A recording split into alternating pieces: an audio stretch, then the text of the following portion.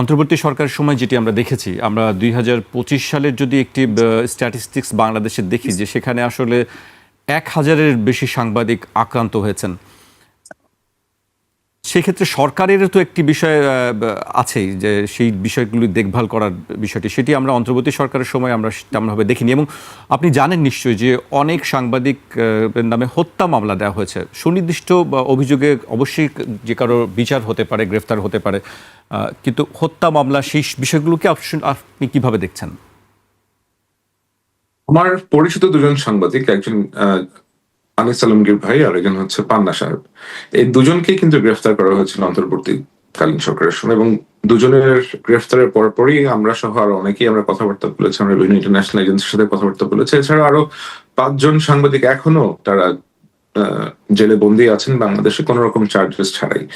আসলে এটা এটা একটা, আমি বলবো যে এরকম সন্ত্রাস বিরোধী আইন ব্যবহার করে, এন্টি টেরোরিজম অথবা এই ধরনের আইন ব্যবহার করে আপনি সাংবাদিকদেরকে জেলের ভিতরে নিয়ে বসিয়ে রাখছেন, আটকে রাখছেন কোন রকমের সুনির্দিষ্ট চার্জ ছাড়া। এই বিষয়টাই একটা অপরাধ।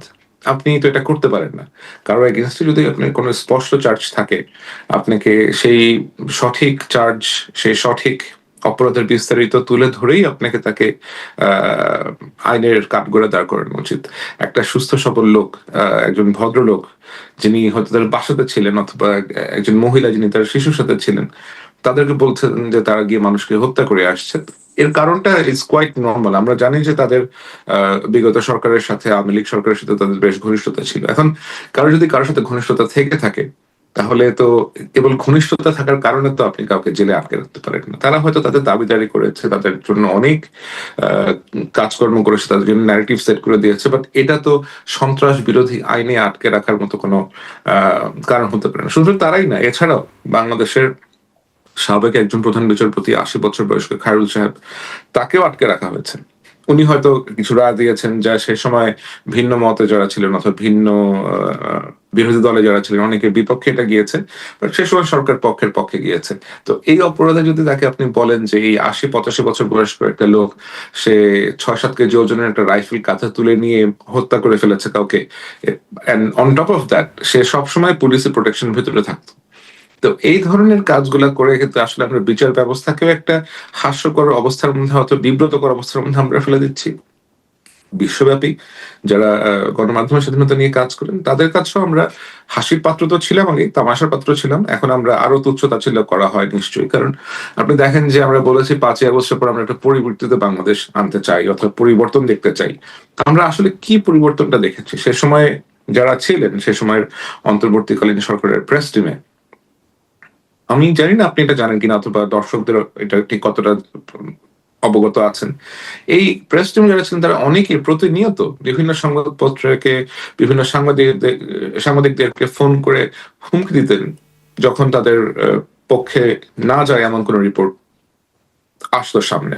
অনেক হাউসকে তাদের রিপোর্টও নামিয়ে ফেলতে হয়েছে, এরকম ঘটনা আমরা শুনেছি। অনেকে আপনার সাংবাদিকদের সাথে খুব রূঢ় ব্যবহার করেছেন, অত্যন্ত বাজে রকম ব্যবহার করেছেন, এরকম ঘটনা আমরা শুনেছি।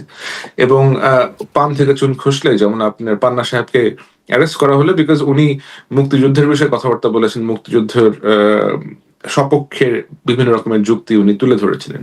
এই ধরনের আরবিট্রারি অ্যারেস্ট, এই ধরনের বাজে রকমের এক্সাম্পল কেন কোন সরকার আসলে সেট করতে চাইবে? জি। এছাড়া আমরা আরও বেশ কিছু বিষয় নিয়ে দেখি যে সাংবাদিকতার ক্ষেত্রে এক ধরনের প্রতিবন্ধকতা কাজ করে। ইনভেস্টিগেটিভ জার্নালিজমের ক্ষেত্রে আপনি নিজেও এই বিষয় নিয়ে কাজ করছেন। এই প্রতিবন্ধকতাগুলো আসলে কিভাবে একজন সাংবাদিকের কাটিয়ে উঠতে পারে বলে আপনার কাছে মনে হয়? প্রতিবন্ধকতা, যে কাজটা, এই কাজের প্রতিবন্ধকতা আসবে। এখন এটা ডিপেন্ড করে আপনার নিজের ইন্টেগ্রিটির উপরে, আপনি নিজে কতটা ডেডিকেটেড এই কাজটার লক্ষ্যে পৌঁছাতে, এবং আপনার যেই সূত্ররা, আপনার যেই সোর্সরা থাকে, অথবা আপনার সাথে যারা একই রিপোর্টে কাজ করছে, if they on the same page with you or not, এবং সূত্ররা কতটা বিশ্বস্ত, সূত্রদের নিরাপত্তা আপনি নিশ্চিত করতে পারছেন কিনা, এবং যে তথ্যগুলো আপনার কাছে আসছে, তথ্যগুলো আপনার আসলে যথাযথভাবে ভেটিং করার মতো প্রসেস আছে কিনা, এবং ভেটিং করতে আপনি কি কি পদ্ধতি অবলম্বন করছেন। আসলে এখন দেখবেন যে আপনি মূল প্রতিবন্ধকতা হচ্ছে যে তথ্যর যেই বিশ্লেষণটা করা, তথ্যটা যে সঠিক কিনা, এটা ভুয়া কিনা, অথবা এটার মধ্যে কতটা ফ্যাব্রিকেশন আছে, সেটা থেকে মূল তথ্যটাকে আলাদা করা। এটা একটা বড় চ্যালেঞ্জ। এই মূল তথ্যটা, যেমন আমার ক্ষেত্রে আমি অনেক দূরে থাকি। আমি বাংলাদেশে থাকি না, অনেক দূরে থাকি। আমাকে অনেকগুলা সূত্রের উপর ডিপেন্ড করতে হয়। অনেক ব্যাপারেই সূত্রের উপর ডিপেন্ড করতে হয়। তো এই জিনিসগুলো আমাকে ধরেন প্রত্যেকটা লেয়ারে গিয়ে ভেট করতে হয়, এবং এটা বেশ চ্যালেঞ্জিং। এটা খুব সহজ বিষয় না। at least from a far distance, but যারা দেশের ভেতরে থাকেন তাদের ক্ষেত্রে হয়তো হ্যাঁ, তারা নিজেরা গিয়ে অন সাইটে গিয়ে ভেরিফাই করে আসতে পারছেন, সেটা একটা অ্যাডভান্টেজ তাদের জন্য। তাদের ক্ষেত্রেও ওই এক্সপোজারের একটা ব্যাপার থাকে। যখন আপনি কোনো বড় প্রতিষ্ঠান অথবা কোনো বড় শিল্প গোষ্ঠীকে নিয়ে কাজ করছেন, অথবা কোনো নিরাপত্তা সংস্থাকে নিয়ে কাজ করছেন, যারা এই ধরনের তথ্য বাইরে চলে যাক অথবা এই ধরনের একটা সংবাদ আসুক, তারা এটা চায় না, তখন তো আপনাকে অনেক সতর্কতা অবলম্বন করে আসলে কাজ করতে হয়। আপনি আপনার নিজের কাজের ক্ষেত্রে এই ধরনের কোনো প্রতিবন্ধকতার শিকার হয়েছেন? বা অনেক সময় দেখা যায় যে আমরা অনেকে বলা হয় যে উদ্দেশ্য প্রণোদিতভাবে একজন সাংবাদিক কাজ করে বা হলুদ সাংবাদিকতা, সেই অভিযোগগুলো নিশ্চয়ই আপনি শুনেছেন। এই ধরনের অভিযোগ আসলে অহরহই আসে। কারণ একজন সাংবাদিকের পক্ষে কখনোই সকলকে খুশি করা সম্ভব না, এবং এটা আমাদের কাজও না। স্পেশালি আমি এই ধরনের কাজ কখনোই করি না যে আমার আমার কাজ না আপনাকে হ্যাপি করা। আমি যদি দেখি যে আপনি অন্যায় করছেন, অথবা আপনি কোনো দুর্নীতির সাথে জড়িত, আপনি মানবতা বিরোধী কোনো অপরাধ করেছেন, অথবা এমন কিছু করেছেন যা জনস্বার্থের সাথে সাংঘর্ষিক, তখন সেটা অবশ্যই তুলে ধরা হবে, আপনার পরিচয় যাই হোক, আপনি যেই হন না কেন। জি। আহ, কৃত্রিম বুদ্ধিমত্তার একটি বিষয়ে চলে এসেছে জার্নালিজমে, আমরা দেখছি সেই বিষয়গুলি অনেক ক্ষেত্রে বিভ্রান্তিকর তথ্য আমরা দেখতে পাচ্ছি। বিশেষ করে অপতথ্য নিয়ে খুব কথা হচ্ছে, প্রতিদিনই কথা হচ্ছে। আজকেও মন্ত্রী কথা বলেছেন যে অপতথ্য প্রচার রোধ করতে হবে। এইটি খুব কঠিন একটি কাজ। এটি আসলে কিভাবে মোকাবেলা করা সম্ভব আপনার কাছে মনে হয়? আসলে আমাদের দেশে অনেক গণমাধ্যম আছে, অনেকগুলো টেলিভিশন চ্যানেল আছে, প্রায় 50টার মতো বোধহয় টেলিভিশন চ্যানেল আছে, অনেকগুলো সংবাদ মাধ্যম আছে, প্রিন্ট নিউজ আছে, ডিজিটাল মিডিয়া আছে। কিন্তু এগুলো কন্ট্রোল করার অথবা এগুলোর কোনো ওভারসাইট বডি নেই। আপনি যদি যুক্তরাজ্যের ক্ষেত্রে দেখেন, ইউকেতে এখানে অফকম নামে একটা রেগুলেটরি বডি আছে, যারা সংবাদপত্ররা ঠিকমতো অথবা গণমাধ্যম ঠিকমতো কাজ করছে কিনা, গণমাধ্যমের রেগুলেটরি অ্যাফেয়ার্স গুলো তারা কন্ট্রোল করে থাকেন। এবং তারা এখানে কোনো রকমের এমন কোন সিদ্ধান্ত নেন না যা আপনার বিতর্কিত, অথবা তার কোনো পক্ষপাতিত্ব এখানে করার কোনো সুযোগ নাই। কিন্তু বাংলাদেশের ক্ষেত্রে এরকম কোনো প্রতিষ্ঠান নেই, এবং বাংলাদেশের বেশিরভাগ, আমার মনে হয় 90% প্রতিষ্ঠানের আপনার গণমাধ্যমেরই কোনো রকমের এডিটোরিয়াল পলিসি নাই। আপনি যদি নিজের জন্য একটা এডিটোরিয়াল পলিসি সেট না করেন, তাহলে আপনার অধীনে যারা সাংবাদিক আছেন, সংবাদকর্মী আছেন, তারা কিভাবে অ্যাকচুয়ালি একটা স্ট্যান্ডার্ড সেট করবে? আপনার তো একটা স্ট্যান্ডার্ড রাখতে হবে যে এটা হচ্ছে আমার গাইডলাইন, এটা হচ্ছে আমার পলিসি, আমাকে এগুলোর ভেতরে থেকে কাজ করতে হবে। You have to set those out. তো আমার মনে হয় এখন যিনি আমাদের তথ্যমন্ত্রী যিনি আছেন, জনাব স্বপন সাহেব, he is a very nice man, like he is a very nice man, and আমার জানা মতো উনি চেষ্টা করছেন এই ধরনের একটা রেগুলেটরি বডি ক্রিয়েট করতে। উনি বোধহয় খুব সম্ভবত এদেশের যে অফকম আছে, অফকমের সাথেও বাংলাদেশ থেকে হয়তো যোগাযোগ করার চেষ্টা চলছে, এবং এরকম কিছু একটা ওভারসাইট বডি কিভাবে ইন্ট্রোডিউস করা যায়, যারা এনশিওর করবে যে গণমাধ্যমরা অপতথ্য অথবা কোন রকমের প্রতিহিংসামূলক রিপোর্টিং অথবা এমন কিছু তারা করছে না যেটাতে ব্যক্তি স্বার্থ উদ্ধারের জি, একটা চেষ্টা চলছে। সো এই পুরো জিনিসটাকে একটা ফ্রেমওয়ার্কে আনার জি। চেষ্টা সম্ভবত করা হচ্ছে, আমার জানা মতে। জি, আমরা প্রথমেই বলছিলাম যে নিরাপত্তা ঝুঁকি সাংবাদিকদের বা জীবনের ঝুঁকি সাংবাদিকদের বাড়ছে, প্রতিনিয়তই বাড়ছে। আহ, সেই জিনিসটি আসলে কিভাবে দূর করা সম্ভব? এক্ষেত্রে রাষ্ট্রেরও একটি দায়িত্ব আছে নিশ্চয়ই। রাষ্ট্রের দায়িত্ব অবশ্যই আছে, কিন্তু আপনি যখন একবার সেফ ওয়ার্ক প্লেস করে দিবেন, আপনি যখন সেফ ওয়ার্ক প্লেস এনশিওর করতে পারবেন, যে ওয়ার্ক প্লেসে আপনার কর্মীদেরকে আপনি নিজেই হয়তো ফায়ার করবেন না তাদের কাজের জন্য। সাংবাদিকদের ক্ষেত্রে শুধুমাত্র যে শারীরিক নিরাপত্তা অথবা আহ, অন্য কোন প্রতিপক্ষ এসে আপনাকে আঘাত করছে, ব্যাপারটা কিন্তু এরকম না। তাদের জব সিকিউরিটির একটা ব্যাপার আছে। আপনি যদি যেখানে কাজ করছেন, সে মালিক পক্ষ যদি আপনাকে একটা বার দিয়ে দেয় যে আপনি এর থেকে বেশি কিছু করতে পারবেন না, এর থেকে বেশি কিছু গেলে আপনার চাকরি চলে যাবে, সেটাও তো আপনাকে এনশিওর করতে হবে যে আমি আমার রিপোর্টিং এর জন্য যেন আমার চাকরিটা চলে না যায়। বিকজ সাংবাদিকদের তো নিজস্ব পরিবার আছে, তাদের নিজেদের জন্য কাজ করতে হবে। সুতরাং আহ এই ক্ষেত্রটা মালিক পক্ষকে তৈরি করতে হবে, এবং এই ক্ষেত্র তৈরি করার জন্য ওই যে আমি আপনাকে যেটা বললাম যে তাদের একটা এডিটোরিয়াল পলিসি যেটা উইচ ইজ অ্যাকসেপ্টেবল, এবং অফকমের মধ্যে একটা রেগুলেটরি বোর্ড অথবা একটা ওভারসাইট বডি আমাদের ইমপ্লিমেন্ট করা অত্যন্ত প্রয়োজন। জি, ডিজিটাল সাংবাদিকতার ক্ষেত্রে সবচেয়ে বড় চ্যালেঞ্জ কি মনে হয় আপনার কাছে?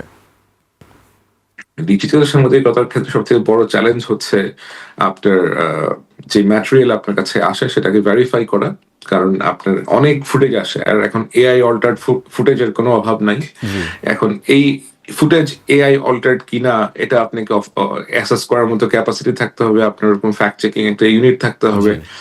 এটা না থাকলে এটা it is very difficult, extremely challenging, very challenging. আরেকটি বিষয় আমরা দেখি যে নারীদের অংশগ্রহণ সাংবাদিকতায় আমরা আগের থেকে কম দেখছি, যেটি মনে হয়। আরেকটি হয়রানিরও শিকার হচ্ছেন তারা, সেটি আসলে সাংবাদিক নারী হোক বা পুরুষ হোক, এই অনলাইন হয়রানিটা অনেক বেশি পরিমাণে আপনি নিশ্চয়ই বেড়ে গেছে জানেন। এই ক্ষেত্রে আসলে কি ব্যবস্থা নেওয়া যেতে পারে? অনলাইন হয়রানি যে শুধুমাত্র সাংবাদিকদের ক্ষেত্রেই হচ্ছে তা না। অনলাইন হয়রানি বাংলাদেশের আপনি বলেন, গ্লোবালি যদি আপনি বলেন, অনলাইন হয়রানি বেশ এক্সট্রিম পর্যায়ে এখন আপনার পৌঁছে গেছে। কারণ সামাজিক যোগাযোগ মাধ্যম যেগুলো আছে, আপনার টিকটক বলেন, ফেসবুক বলেন, টুইটার অথবা অন্য যে সমস্ত প্ল্যাটফর্ম গুলো আছে, এখানে বহু ধরনের বহু শ্রেণীর মানুষ এখানে আসেন। কারো শিক্ষার একরকমের থাকে, কারো পারিবারিক ব্যাকগ্রাউন্ড একরকমের থাকে। এখানে আপনার সেফগার্ড মেথডস ইমপ্লিমেন্ট করার জন্য আমাদের সঠিক কোন রকমের ওই ধরনের কোন রকমের পলিসি নাই। বাংলাদেশে ধরেন কোন রকম সাইবার পেট্রোলিং হয় না, বাংলাদেশে কোন রকম সাইবার পুলিশ হয়তো আছে, বাট তারা কোনো কিছুই ভাবে ইমপ্লিমেন্ট করতে পারে না। কিন্তু যেগুলো হয়, যেমন ধরেন কার্টুন আঁকার জন্য, অথবা কাউকে কোনো বিশেষ মন্ত্রীকে নিয়ে অথবা কোনো ক্ষমতাবান ব্যক্তিকে নিয়ে আপনি কথা বলার জন্য আপনি অ্যারেস্ট হয়ে যাচ্ছেন। On the other side body shaming করা হচ্ছে মেয়েদেরকে, নারী সাংবাদিকদেরকে বাজে কথা বলা হচ্ছে, অথবা কোনো ফিমেল অ্যাক্ট্রেসকে নিয়ে ডার্টি কথা বলা হচ্ছে। সেগুলো কোনো রকমের আমরা রিপারকেশন অথবা কোনো রকমের জবাবদিহিতা দেখতে পাচ্ছি না। কারণ ওই যে আপনার ক্ষমতাবানদের জন্য আসলে জি। সবকিছু হয়, যাদের ক্ষমতা নাই তাদের কে নিজের মেথডটা নিজেরাই আপনার বের করে আনতে হয়। এই সমস্ত কারণেই আমাদের দেশেও এটা হচ্ছে। আহ, আর আপনার বিশ্বব্যাপী তো আপনার মুক্ত অবাধ অবাধ বাক স্বাধীনতার কারণে এখন এত নোংরা সব ঘটনা ঘটছে যা আসলে অবর্ণনীয় আর কি। আপনি বেশ কিছু বিষয় নিয়ে কথা বলছিলেন, আমরা আপনার বক্তব্য শুনছিলাম। আমি আরও বেশ কিছু বিষয় আপনার কাছে জানতে চাই। আপনি অনেকদিন ধরেই আন্তর্জাতিক সংবাদ মাধ্যমের সঙ্গে কাজ করছেন, সেক্ষেত্রে অনেক কিছুই আপনি জানেন যে বাংলাদেশের মানে প্রেক্ষাপট আর আন্তর্জাতিক প্রেক্ষাপট যথেষ্ট ভিন্ন আছে নিশ্চয়ই। কোন বিষয়গুলো আপনার কাছে পার্থক্যটা ধরা পড়ে বেশি, যে বাংলাদেশের সাংবাদিকদের এই জায়গাগুলোতে আরও বেশি উন্নতি করার জায়গা আছে, সেটি আপনার কাছে কোন জায়গাগুলো মনে হয়? বাংলাদেশের সাংবাদিকদের সব থেকে বেশি উন্নতি করার যে জায়গাটা সেটা হচ্ছে ইন্টিগ্রিটি অথবা নিজের সততা। এটা এটা উন্নত করার অনেক সুযোগ আছে, অথবা এটাতে আরো বেশি করে নজর দেওয়ার প্রয়োজন বলে আমার কাছে মনে হয়। পাশাপাশি আপনার সংবাদ মাধ্যমের কর্মীরা যে সমস্ত আহ, সংস্থায় কাজ করেন, যে সমস্ত আপনার কোম্পানিতে অথবা প্রতিষ্ঠানে কাজ করেন, সেখানে তাদের বেতন কাঠামোটাও একটু ঠিক করার প্রয়োজন। কারণ আপনি যদি দেখেন যে দ্রব্যমূল্যের ঊর্ধ্বগতির জন্য এবং বৈশ্বিক যে পরিবেশ, বৈশ্বিক যে একটা অস্থিতিশীলতা, জি, এর জন্য কিন্তু প্রত্যেকেই আপনার আহ, বেশ আহ, বেশ উচ্চ মূল্যে অনেক কিছু কিনতে হচ্ছে। আপনার জীবিকার যে মান অথবা জি। এটাকে ধরে রাখতে হলেও আপনাকে একটা একটা মিনিমাম স্ট্যান্ডার্ডের স্যালারি না থাকলে তো মানুষজন নিজের লাইফস্টাইল মেনটেন করতে পারবে না। এবং এটা যদি তারা সময় মতো না পায়, বাংলাদেশের ক্ষেত্রে এই যে আপনার বিভিন্ন প্রতিষ্ঠানে যে বেতনটা সময় মতো দেওয়া হয় না, জি, 2 মাসের বেতন অথবা 1 মাসের বেতন আটকে রাখা হয় অনেক সময় আমি আমি এমনটাও দেখেছি যে 3 মাস 4 মাস অনেক অনেক প্রতিষ্ঠানের সংবাদ কর্মীর বেতন পাননি। এখন ন্যাচারালি একটা লোক যখন বেতন পাবে না, he will resort to something else. এটা তো এটা এখন আপনি কি বলবেন, তাকে তো খেতে হবে, তার পরিবারকে তার চালাতে হবে, তার সন্তানের স্কুল আছে, বাসা ভাড়া আছে, তার যাতায়াতের খরচ আছে। তো আপনি আশা করছেন যে আপনার প্রতিষ্ঠানের কর্মীটা ভালো কাজ করবে, সুষ্ঠু সাংবাদিকতা করবে, কিন্তু তাকে যেই মিনস তার যেই জীবিকা ধারণের জন্য অথবা জীবন চলাচলের জন্য যে অর্থটার প্রয়োজন সেটা আপনি তাকে সহজে দিচ্ছেন না। আবার আমি যেটা বললাম যে আমরা আশা করছি যে সাংবাদিকরা সৎ হবেন এবং তাদের যে ইন্টিগ্রিটি, একটা জি, মোরাল গ্রাউন্ড তারা ধরে রাখবেন। আপনি যখন পেটে খাবার থাকবে না তখন আপনি কতক্ষণ পর্যন্ত একটা মোরাল গ্রাউন্ড ধরে রাখবেন? জি। এটি এক ধরনের বাস্তবতা বা জবাবদিহিমূলক সরকারের কথা বলি বা রাষ্ট্রের কথা বলি আমরা, গণমাধ্যমের বড় ধরনের ভূমিকা আছে সেই জবাবদিহিতা প্রতিষ্ঠা করার ক্ষেত্রে। আপনি আসলে জি। জবাবদিহিমূলক রাষ্ট্র কিভাবে দেখেন? জবাবদিহিমূলক রাষ্ট্রর আসলে আমরা এখন যেটা দেখছি, আমাদের দেশে আসলে এতগুলো বছর আমরা যেভাবে দেখে এসেছি যে একটা পার্লামেন্ট থাকে। পার্লামেন্টে আপনার এক পক্ষই আ ক্রমাগতভাবে তাদের বিভিন্ন রকমের আ বাজে আ বিষয়গুলো নিয়ে আসে। বাজে বিষয় ইন a সেন্স যে একটা দেশের সংসদে মানুষের ভাগ্য নিয়ে আলোচনা হওয়ার কথা। দেশের উন্নতি নিয়ে আলোচনা হওয়ার কথা, দেশের অর্থনীতি নিয়ে আলোচনা হওয়ার কথা, দেশের পররাষ্ট্রনীতি এবং বিভিন্ন আ বিষয় যা জনগণের ভাগ্য উন্নয়ন করবে, তাদের জীবন মান উন্নয়ন করতে সহায়তা করবে, এ ধরনের বিষয় নিয়ে আলোচনা হওয়ার কথা। বিভিন্ন রকম পলিসি ইন্ট্রোডিউস করার কথা। কিন্তু গত ২০০৯ থেকে ২০২৪ সাল পর্যন্ত যে সংসদ আমরা দেখেছি সেখানে জি, আসলে মানুষের ভাগ্য নিয়ে অথবা জনগণের ভাগ্য নিয়ে, দেশের ওভারঅল সিচুয়েশন নিয়ে উন্নয়নের পরিবর্তে অথবা কোনো আ জি, সম্মিলিতভাবে কোন রকম প্রচেষ্টার কাছ থেকে একপাক্ষিকভাবে এই বিষয়গুলো হয়ে আসছে। যেটা আসার কথা সেটা হচ্ছে যে আমরা রিসেন্টলি যে নির্বাচনটা হয়েছে ২০২৬ সালে, এরপরে আমরা সংসদে দেখছি যে সকল আ দলের আপনার মতামত গ্রহণ করা হচ্ছে। সবাই এখানে আপনার ফ্রিলি কথা বলতে পারছেন। And they are contributing to the nation building.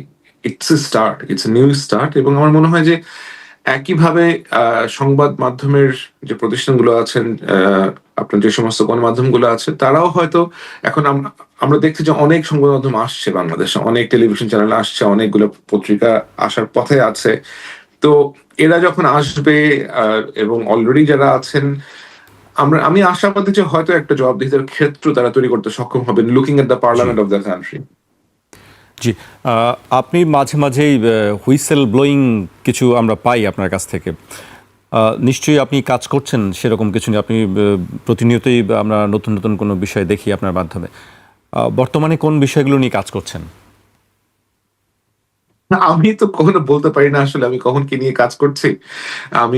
আমি যা নিয়ে কাজ করি আমি তা কখনোই প্রকাশ করি না সাধারণত। আমি তাই প্রকাশ করি যেগুলো নিয়ে আমি ওইভাবে কাজ করি না। জি, সুতরাং যা নিয়ে আমি গুরুত্ব সহকারে কাজ করি সেটা আমি কখনোই কোথাও এসে প্রকাশ করব না অবশ্যই। জি, যা আমার কাছে আসে, যা আমার মনে হয় যে এটা পাবলিকে জানানো দরকার, সাধারণের সামনে এটা তুলে ধরা দরকার, তখন আমি সেটা আমার সোশ্যাল মিডিয়া থেকে পাবলিশ করে দেই। জি। আ এবার একটু অন্য প্রসঙ্গে কথা বলতে চাই। সম্প্রতি দেশে হামের একটি প্রকোপ ছিল, সেটি এখনো আছে। এই বিষয় নিয়ে আপনার বেশ কিছু স্ট্যাটাস আমরা দেখেছি। অন্তর্বর্তী জি। সরকারের সময়ে যে কথাগুলো আপনি উল্লেখ করেছেন, সেটাই আসলে কি ব্যবস্থা নেওয়া উচিত বলে মনে হয় আপনার কাছে?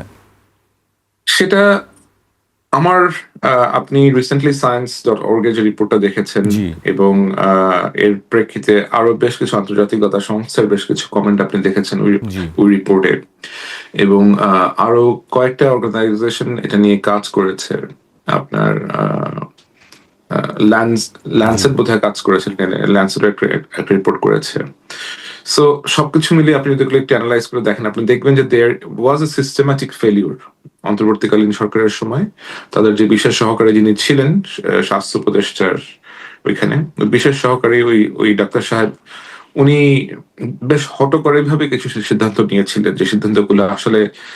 যে সিদ্ধান্তগুলোর খেসারত আমরা এখন দেখতে পাচ্ছি সামনে। অসহায় বাচ্চারা মারা যাচ্ছে এবং এই সংখ্যা প্রায় ৩০০ র কাছাকাছি গিয়ে পৌঁছেছে। জি, এবং জবাবদিহিতাটা আসলে বর্তমান সরকারকে নিশ্চিত করতে হবে। তাদেরকে অবশ্যই একটা শক্তিশালী আ অনুসন্ধানী বোর্ড অথবা তদন্ত টিম গঠন করতে হবে যেখানে আপনি WHO এর রিপ্রেজেন্টেটিভ রাখতে পারেন, ইউনিসেফ এর রিপ্রেজেন্টেটিভ রাখতে পারেন। সরকারের এক্সপার্ট কোনো যারা জি, বিশেষজ্ঞ আছেন এ ধরনের বিষয় তাদেরকে রাখতে পারেন। রেখে আমার মনে হয় এটা আইডেন্টিফাই করতে হবে যে কাদের কারণে এই এই এই ভয়াবহ বিপর্যয়টা ঘটেছে, এতগুলো শিশু মারা গেল, এটা এটা আসলে এটা অত্যন্ত দুঃখজনক। যাদের গাফিলতির কারণে এটা হয়েছে, এদেরকে অবশ্যই বিচারের কাঠগড়ে দাঁড় করাতে হবে। জি। আহ, জঙ্গি প্রসঙ্গ নিয়ে সম্প্রতি আবার করে হঠাৎ করেই আলোচনায় আমরা দেখছি, শুনছি।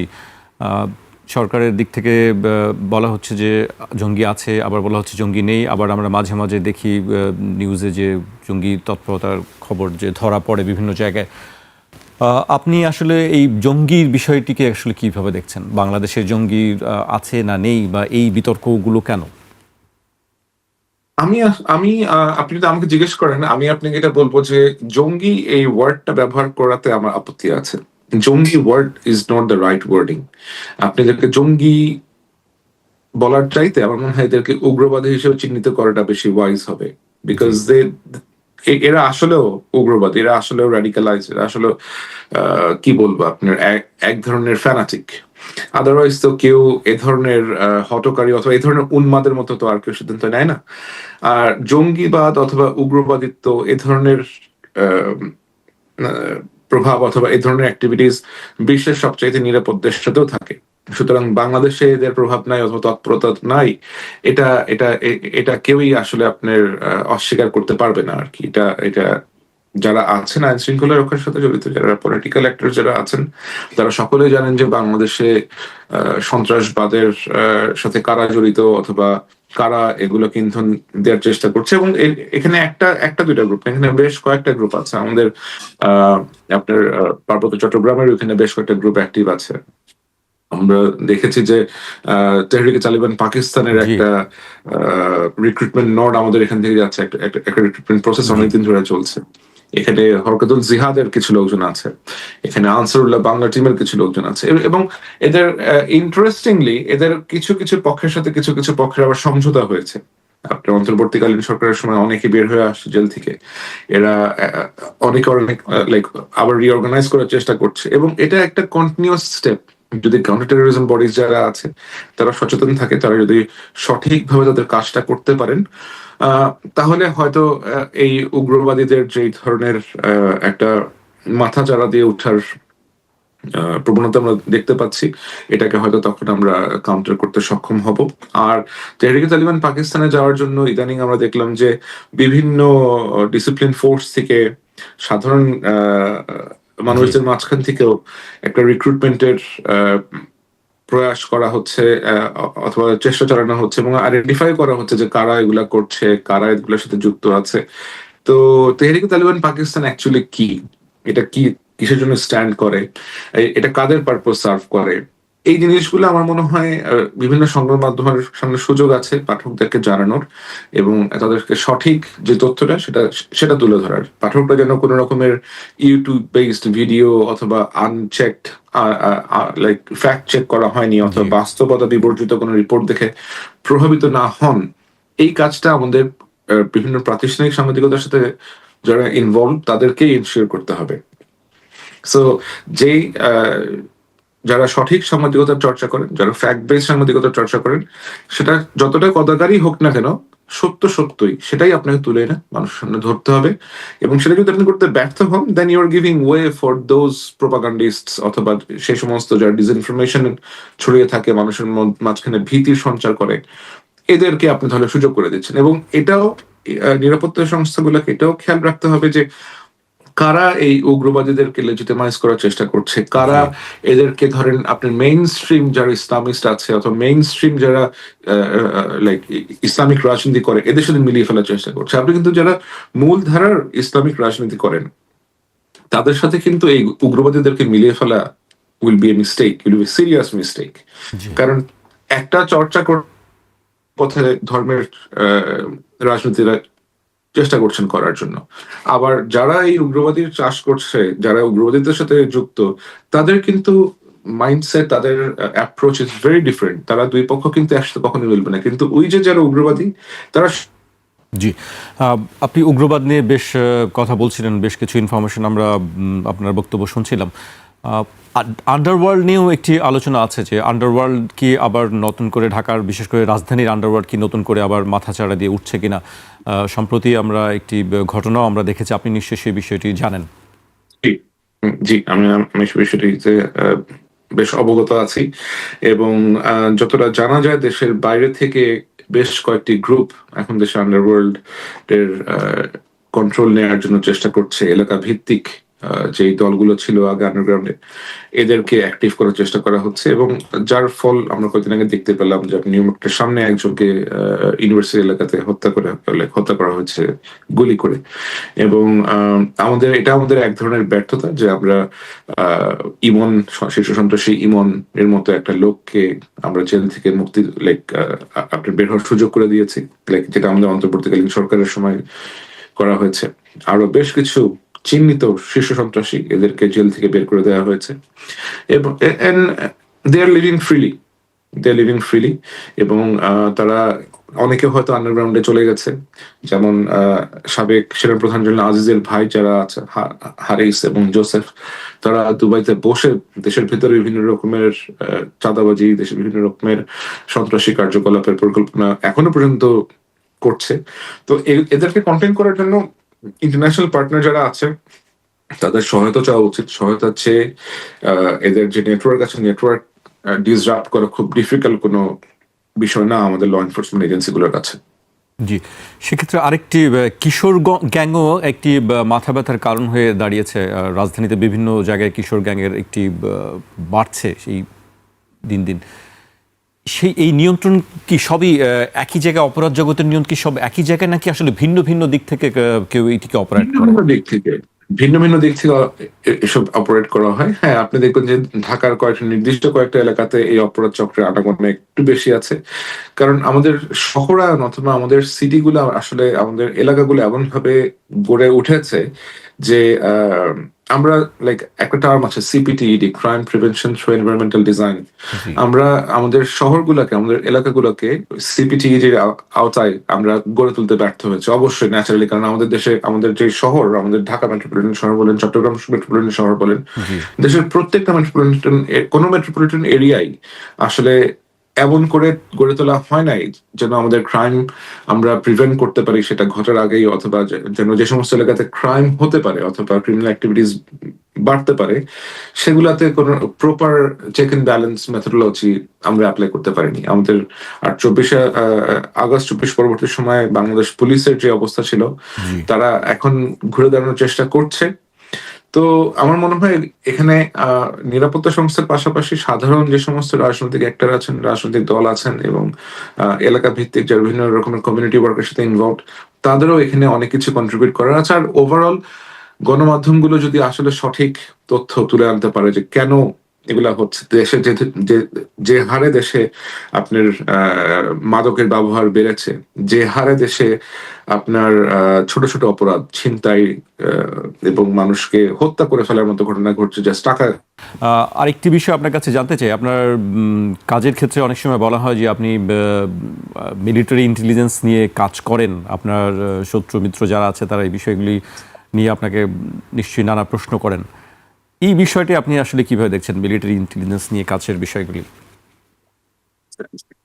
আমি মিলিটারি ইন্টেলিজেন্স আসলে কাজ করি না। মিলিটারি ইন্টেলিজেন্স নিয়ে কাজ করা, আমি ওভারঅল ইন্টেলিজেন্স অ্যাপারেটাস যেগুলোই আছে, ধরেন এখানে এসবি আছে, ডিবি আছে, আরো যে সমস্ত গোয়েন্দা সংস্থা আছে বাংলাদেশে, এখন আমার কাজ করতে করতে অনেকের সাথে আমার পরিচয় হয়েছে, আমার অনেক রকমের সোর্স ডেভেলপ করেছে, যেখানে আমি দেখবো যে ন্যাশনাল সিকিউরিটি কোনো কনসার্ন আছে অথবা দেশের ওভারঅল নিরাপত্তার কোনো রকমের হুমকি তৈরি হচ্ছে, অথবা এই সংস্থাগুলোতে যারা কাজ করেন তারা এমন কোনো কাজকর্ম করছেন যা জনস্বার্থ বিরোধী, তখন তো অবশ্যই সেটা আমার প্রকাশ করার দায়িত্ব। আমি সেটা সবসময় প্রকাশ করে এসেছি, আমি সেটা আগামীতেও প্রকাশ করব। এটাই। আর আর এটা তো কোনো অপরাধ না। এটা এটা এটা আমি বরঞ্চ বলবো যে এটা সাংবাদিক হিসেবে আমার যেটা করার সেটা আমি জাস্ট সেটাই করার চেষ্টা করেছি। আমার একটা ভালো সোর্স নেটওয়ার্ক ক্রিয়েট করার প্রয়োজন ছিল, আমি সেটা সোর্স নেটওয়ার্ক ক্রিয়েট করতে পেরেছি। এবং যে কোনো সেখানে বলে ইন্টেলিজেন্স এজেন্সি গুলো আছে তাই না, আমার আরো অনেক সংস্থার সাথেও আমার কথাবার্তা হয়, জি। বিভিন্ন মিনিস্ট্রির সাথে কথাবার্তা হয়। লাইক লাইক আমার এমনও সোর্স আছে যারা মিনিস্ট্রির একেবারেই সব থেকে নগণ্য ব্যক্তি, সব থেকেই একেবারে হয়তো সব থেকে লোয়ার যেই ক্যাডার অথবা সব থেকে নিম্ন স্তরের কর্মচারী অথবা এবং সর্বোচ্চ স্তরের কর্মচারী। তো এটা তো আমার কাছে মনে হয় এটা আমাকে কাজের মাধ্যমে এটা আমাকে আস্থাটা অর্জন করতে হয়েছে। আদারওয়াইজ তো যে কেউ এসে আপনার সাথে কথা বলবে না। এবং এই যে একটা লোক এত রিস্ক নিয়ে আপনাকে অ্যাপ্রোচ করলো, তাদের বিষয়টাও আপনাকে চিন্তা করতে হবে যে এদেরকে আপনি কিভাবে নিরাপদে রাখবেন, তারা যেন এক্সপোজ না হয়ে যায়। এই জিনিসগুলা যখন আপনি এনশিওর করতে পারবেন, তখন আমার মনে হয় যে এটা কোনো সমস্যা না। লাইক এই ধরনের নেটওয়ার্ক বিল্ড করা কোনো সমস্যা না। জি, আমি একেবারে শেষ পর্যায়ে চলে এসেছি। শেষ করব বাংলাদেশের সংবাদ মাধ্যম এবং সাংবাদিকদের জন্য, বিশেষ করে যারা আগামীতে সংবাদ জগতে কাজ করতে চান, সাংবাদিক হতে চান, তাদের জন্য আপনার পরামর্শ কি থাকবে? এটা আসলে অনেক বড় একটা প্রশ্ন আপনি আমাকে করেছেন। কারণ যারা আগামী দিনের এই পেশাকে বেছে নিতে চাচ্ছেন অথবা যারা এই পেশায় আসতে চাচ্ছেন, তাদের প্রতি আমার একটাই অনুরোধ থাকবে যে পেশাটাকে আহ এমনভাবে গ্রহণ করবেন যেন এটা একটা কমার্শিয়াল পারপোজ না হয় আপনার জন্য। যেন এটাকে একটা জীবন জীবিকা নির্বাহেরই কারণ, অথবা এটাকে ব্যবহার করে অথবা এটাকে পুঁজি করে আপনি কোন রকমের ফায়দা লুটে নিবেন, এইভাবে কখনো যেন আপনার অ্যাপ্রোচটা না হয়। এটা ধরেন মানুষের আস্থা অর্জন করতে অনেক সময় লাগে। মানুষ যে আপনার কাছে পৌঁছাবে তাদের বিশ্বাস নিয়ে, তাদের জীবনের ঝুঁকি নিয়ে, সেটা আপনাকে সম্মান করতে হবে। সেটা আপনাকে ধরে রাখতে হবে এবং সেটা ধরে রাখার জন্য সততার এবং নিজের পজিটিভ অ্যাপ্রোচ এর কোন রকমের অল্টারনেটিভ অ্যাকচুয়ালি নাই। এবং পাশাপাশি যারাই সাংবাদিকদেরকে রিক্রুট করছেন, যারা সাংবাদিকদের বিভিন্ন রকমের চাকরির সুযোগ করে দিচ্ছেন, তাদের প্রতি একটাই অনুরোধ, যারা আপনার সংস্থাগুলোতে কাজ করছে, একেবারে সব থেকে নিচের পদ থেকে শুরু করে সর্বোচ্চ পদ পর্যন্ত বেতন কাঠামোটা দয়া করে ঠিক করবেন। কারণ একটা টেলিভিশন অথবা একটা পত্রিকার চিফ একেবারে শীর্ষ ব্যক্তি মাসে বেতন পাচ্ছে হয়তো 15 লক্ষ টাকা, 20 লক্ষ টাকা, এরকম আছে বাংলাদেশে, মাসে এরকম তার স্যালারি পাচ্ছে। কিন্তু মাঝখানের একজন ব্যক্তি মাসে 40,000 টাকা দিয়ে তাকে তার পরিবার টানতে হচ্ছে, 50,000 টাকা দিয়ে, 70,000 টাকা দিয়ে পরিবার টানতে হচ্ছে। সো এই যে আপনি এরকম একটা কাজ করে ফেলেন এবং অনেক সময় তাদের বেতনটা আপনারা ঠিক মতো করে দিচ্ছেন না, এই কাজগুলা করে কিন্তু আসলে আপনারা কর্মীদের মনোবল নষ্ট করে দিচ্ছেন। যারা আপনাদের এখানে কাজ করতে আসছে তারা আহ নিজের সর্বোচ্চটা দিয়ে কাজটা করতে পারছে না। সুতরাং দয়া করে এটা এনশিওর করবেন যেন তাদের মাসটা শেষ হলে তারা তাদের বেতনটা পান, তাদের বেতন কাঠামোটা ঠিক করার চেষ্টা করেন। আর সাংবাদিকদের ক্ষেত্রেও আমার অনুরোধটা থাকবে ওটাই যে এটা একটা পবিত্র কাজ। মানুষের বিশ্বাস এবং মর্যাদাটা যেন আপনি দিতে পারেন, সেই লক্ষ্য নিয়েই কাজ করবেন, তাহলে ইনশাল্লাহ সফলতা পাবেন। জি, আরেকটি বিষয় আমি একেবারে শেষ করব, শেষ প্রশ্ন, যে জার্নালিজম এবং অ্যাক্টিভিজম আমরা অনেক ক্ষেত্রে গুলিয়ে ফেলি। সেক্ষেত্রে অনেকেই দেখি যে জার্নালিজম এবং অ্যাক্টিভিজম একসঙ্গে করতে চান। সেটা কি আসলে কতটুকু সততার জায়গা বলে আপনার মনে হয়? জার্নালিজম এবং অ্যাক্টিভিজম একসাথে করাটা বেশ মুশকিল। এটা অনেক সময় কনফ্লিক্ট হয়ে যায়। এটা আমরা অনেকেই করে ফেলি, আমি নিজেও অনেক সময় এটা করে ফেলি। কারণ আমাদের দেশে আসলে ওই যে বললেন আপনি আমাকে, দেশের ভেতর থেকে কাজ করার সুযোগ কম, দেশের ভেতর থেকে যে আমরা কাজ করতে পারি না, দেশের বাইরে থেকে কাজ করতে হয়। এবং দেশের বাইরে থেকেও যখন আমরা কাজ করতে যাই তখন দেখা যায় যে খুব নগণ্য সংখ্যক লোকজন কাজ করছে। তো তখন একজনকে মাল্টি রোলে আপনার হাজির হতে হয় আর কি। তো অনেক সময় না পারতে অনেক কাজ করতে হয়, because G. someone has to do it. এখন কিছু করার থাকে না আর কি। বাট এটা একসাথে মিলিয়ে ফেলা উচিত না।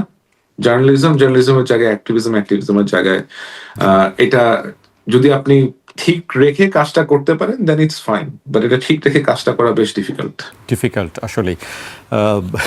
আপনাকে অনেক ধন্যবাদ। আজকে আপনার সঙ্গে বিভিন্ন বিষয় নিয়ে কথা হলো। নিশ্চয়ই আগামীতে আরও বিষয় নিয়ে আপনার সঙ্গে কথা হবে, আমাদেরকে সময় দিবেন সেই প্রত্যাশা করি আপনার কাছ থেকে।